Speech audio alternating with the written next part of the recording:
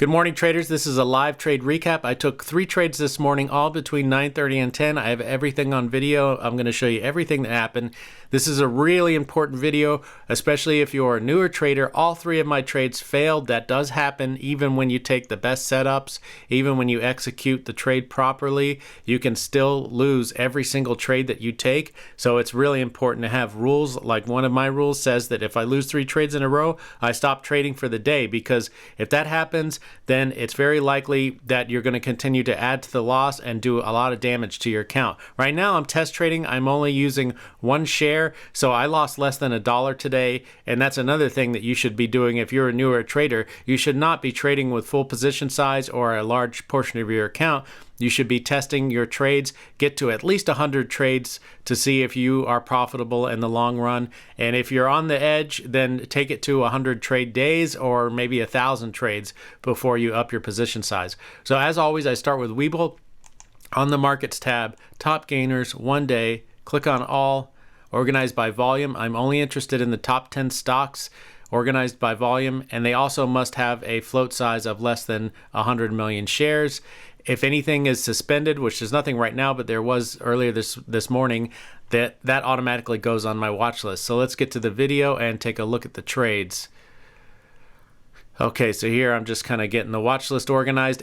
These yellow lines here, not this one obviously, but this one represents the high of the previous session, and the price of the stock must break out through that level before I can even look for an entry. And that indicates price strength. It indicates buyers, people are interested in the stock, and they're pushing the price up.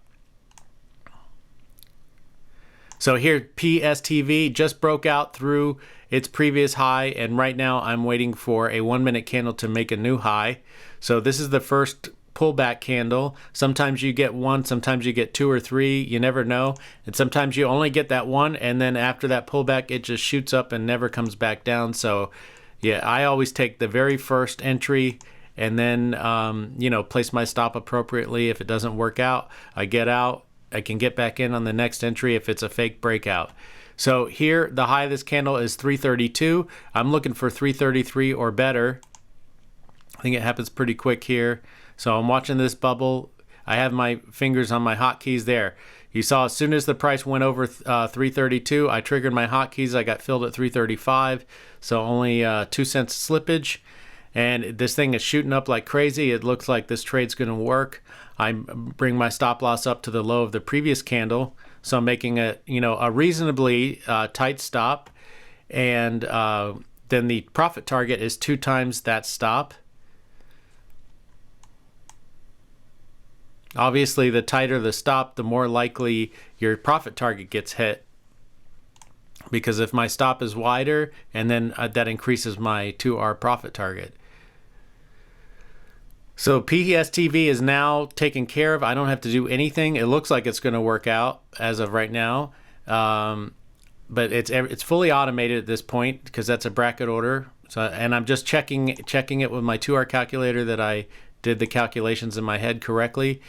This TYHT was one of the stocks that was in suspension, so I was waiting for that to come out of suspension. Prpo, I believe, was in suspension at this point.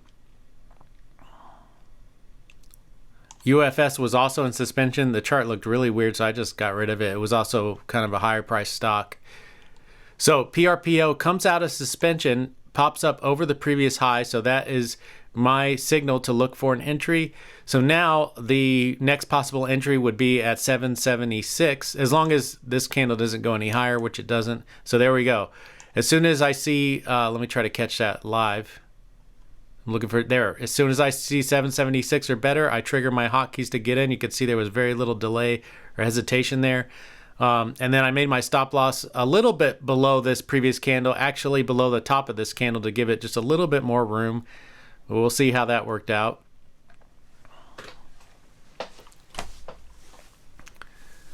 So if you get into something like this, you definitely want to have a bracket order out, because people will argue this till the sun comes down. But the volatility is so high in these stocks that they go in and out of suspension, but they often pop up to a new high out of suspension. They come back down, never to return.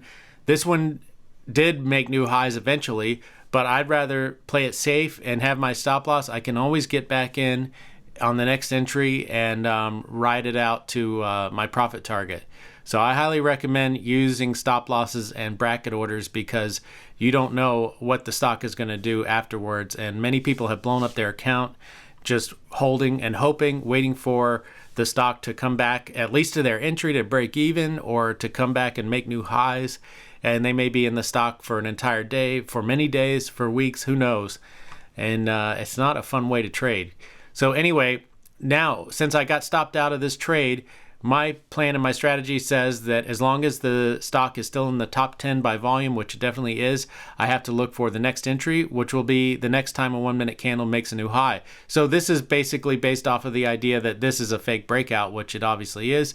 And Pstv, I just got stopped out on exactly where I wanted to at 323. We'll come back to that one in a second because that same rule applies there. I'll show you what happened there, but look at that candle. It really flushed down hard. So now if I see, okay, so this is where this one got tricky and I did screw this up.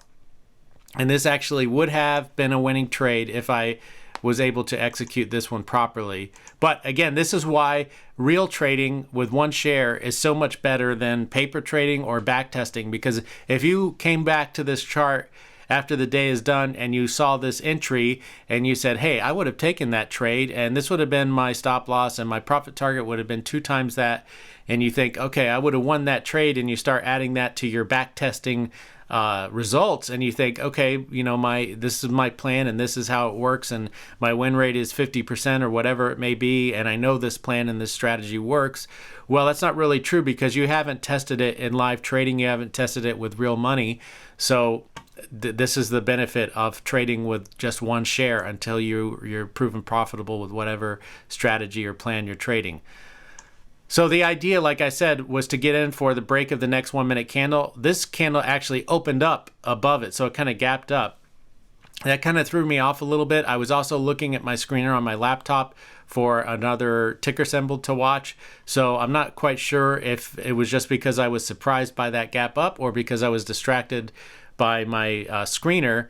But either way, it took me a second to realize what had happened. And you can see I did trigger, let me see if I can get that live on video. I did trigger my hotkeys to buy right there, where, you know, the price was still reasonably just above this previous candle, but I didn't get filled because this thing was moving up so quickly. My offset right now is set to 3 cents. So this tells me when I triggered it, the price was at 7.69 and it immediately popped up over my offset of 772. I didn't get filled, and then this thing continued higher. This happens a lot with these stocks that are going in and out of suspension because there is so much volatility in them. They move very quickly.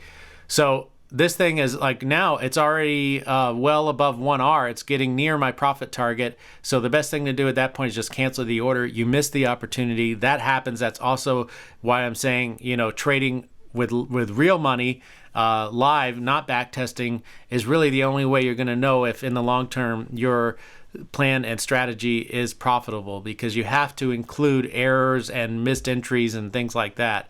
So now basically at this point, PRPO I can't do anything with because I missed the best entry, or I missed the best entry according to my plan and strategy was the first one I took.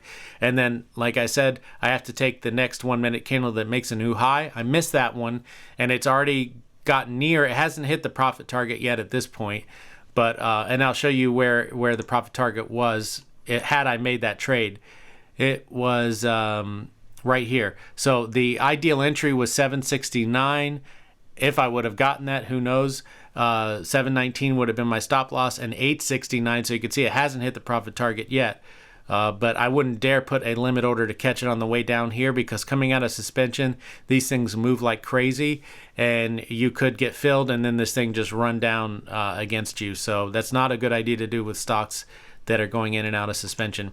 So now here we are at PSTV, doing kind of the same thing. It's getting ready to make a new high, and that is my trigger to take an entry, is as soon as a 1 minute candle makes a new high. So let's see what happens. There we go. So this one I kind of made a judgment call, and it really worked against me big time, because normally what I would do is, you see this candle is actually the one that made the new high, so my stop loss would be 1 cent below this candle. And this is a fairly decent candle, you know, it has like a nice range, so it's a decent risk to reward.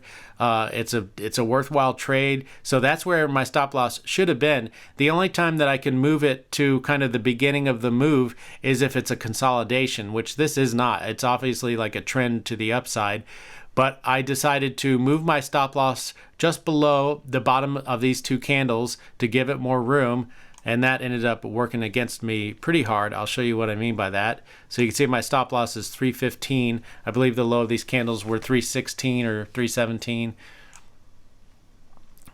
So if I would have put my stop loss where it was originally, or sorry, where it should have been originally, I would have been stopped out probably around 320, and I would have lost about 10 cents per share on that trade. But let's see what happens.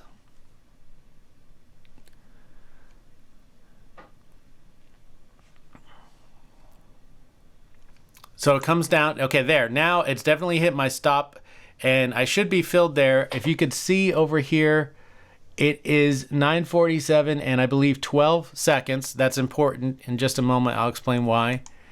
And watch what happens after this. It just continues on down. And the recording, unfortunately, I ended it before it showed my where my stop loss was filled, but I could show you that in Webull.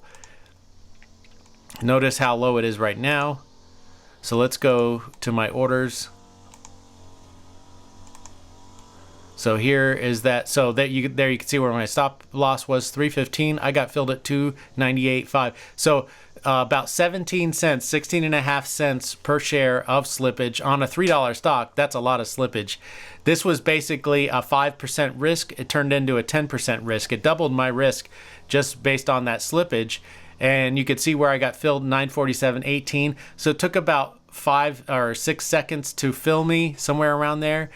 Now you could argue that, so first of all, let me tell you that this hardly ever happens, and I'm not a Webull apologist or anything like that, but you could argue that this is because Webull sucks. And but here's my take on what is more likely to be what happened here, is a lot of short sellers probably had their limit orders to get in at that same level, and they're going to get filled first, where my stop loss is a market order. It could be filled anywhere along that flush, and you could see how the stock just kind of flushed down almost all at once there.